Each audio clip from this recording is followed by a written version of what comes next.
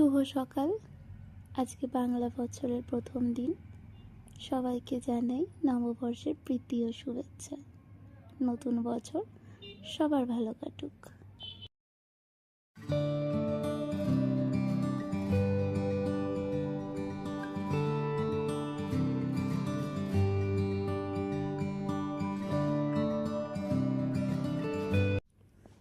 এই যে ইনি আমাদের বাড়ির সব থেকে ছোট সদস্য। সকালবেলায় উঠে ওনার কাছে এলে মনটা ভালো হয়ে যায়। Good morning, good morning, hello, good morning,